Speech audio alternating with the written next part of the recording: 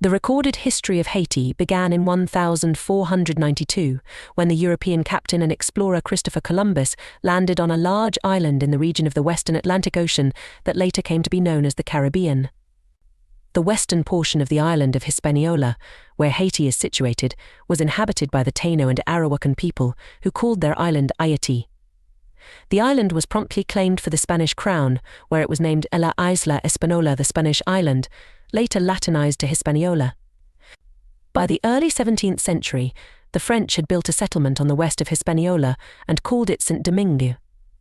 Prior to the 7 Years' War 1756 to 1763, the economy of Saint Domingue gradually expanded, with sugar and later, coffee becoming important export crops. After the war, which had disrupted maritime commerce, the colony underwent rapid expansion. In 1767, it exported indigo, cotton and 72 million pounds of raw sugar. By the end of the century, the colony encompassed a third of the entire Atlantic slave trade. Haiti was occupied by the United States from 1915 to 1934. After the occupation, President Stenio Vincent forced through a new constitution that allowed for sweeping powers for the executive branch. The first civilian president, Dumas Estime, ruled for 5 years until 1950. After a brief period of instability, François Duvalier rose to prominence and painted himself as the legitimate heir to Estime. His regime is regarded as one of the most repressive and corrupt of modern times. His son, Jean-Claude, saw Haiti's economic and political condition continue to decline, although some of the more fearsome elements of his father's regime were abolished. The period after Duvalier was dominated by the presidency of Jean-Bertrand Aristide until his downfall in the controversial 2004 coup d'état. A major 7.0 magnitude earthquake hit the country in 2010 and caused widespread devastation. South. In 1749, the city of Port-au-Prince was established on the west coast, which in 1770 took over as the capital of the colony from Cap Français. However, that same year, the 1770 Port-au-Prince earthquake and tsunami destroyed the city, killing 200 people immediately, and 30,000 later from famine and disease brought on by the natural disaster. This was the second major earthquake to hit Saint Domingue, as it followed the 1751 Port-au-Prince earthquake, which had left only a single stone-built building standing in the town. Haiti then divided off into 2 regions, controlled by rival regimes, with Christophe ruling the semi-feudal northern state of Haiti and Pétion ruling the more tolerant southern Republic of Haiti. Jean-Pierre Boyer succeeded Pétion in 1811. He consolidated power in the west and invaded Santo Domingo, thereby unifying Hispaniola. However, the nation struggled economically due to indemnity payments beginning in 1825. In 1843, Haiti descended into chaos after a revolt which overthrew Boyer. The nation was then run by short-lived emperors and generals. A more workable constitution was introduced under Michel Domingue in 1874, leading to a long period of democratic peace and development for Haiti. Christopher Columbus established the settlement La Navidad near the modern town of Cap Haitien. It was built from the timbers of his wrecked ship, the Santa Maria, during his first voyage in December 1492. When he returned in 1493 on his second voyage, he found the settlement had been destroyed and all 39 settlers killed. Columbus continued east and founded a new settlement at La Isabela on the territory of the present-day Dominican Republic in 1493.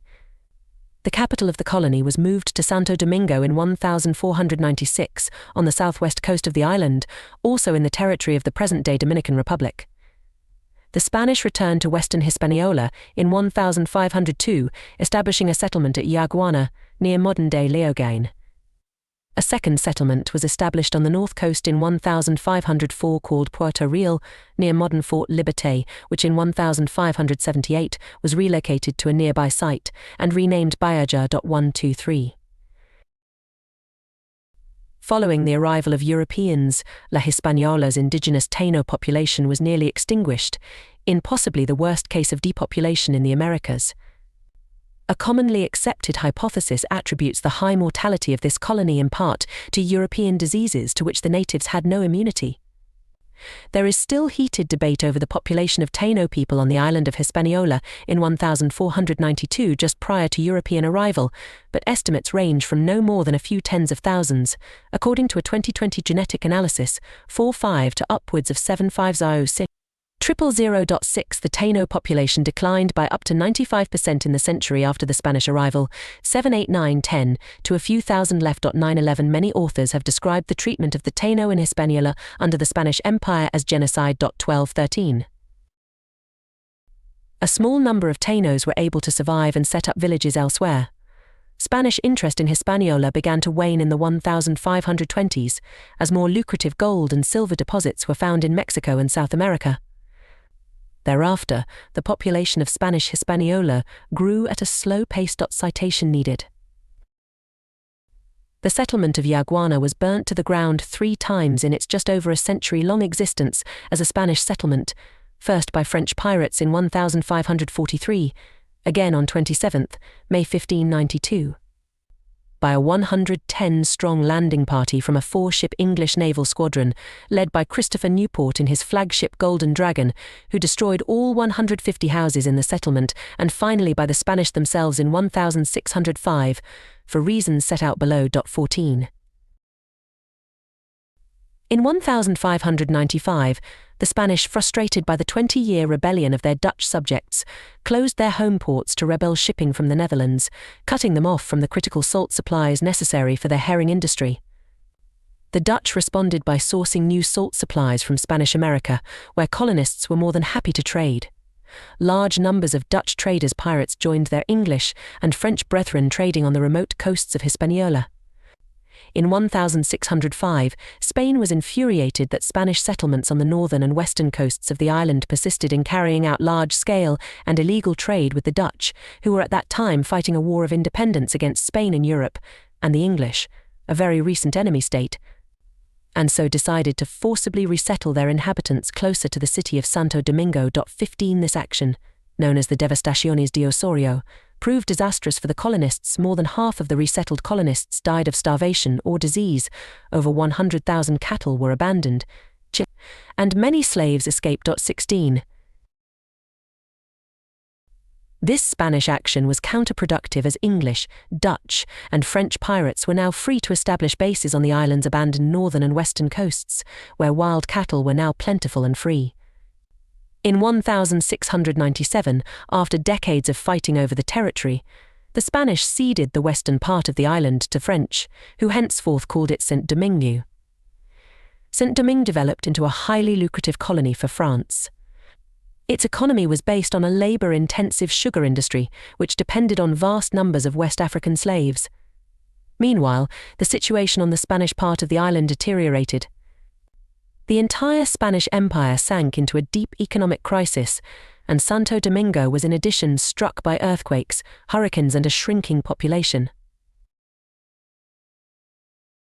In 1711, the city of Cap Francais was formally established by Louis XIV and took over as capital of the colony from Port de Paix. In 1726, the city of Les Cayes was founded on the southern coast. It became the biggest settlement in the south. In 1749, the city of Port-au-Prince was established on the west coast, which in 1770 took over as the capital of the colony from Cap Francais. However, that same year, the 1770 Port-au-Prince earthquake and tsunami destroyed the city, killing 200 people immediately, and 30,000 later from famine and disease brought on by the natural disaster. This was the second major earthquake to hit Saint Domingue, as it followed the 1751 Port-au-Prince earthquake, which had left only a single stone-built building standing in the town. Prior to the 7 Years' War 1756 to 1763, the economy of Saint Domingue gradually expanded, with sugar and later coffee becoming important export crops. After the war, which disrupted maritime commerce, the colony underwent rapid expansion.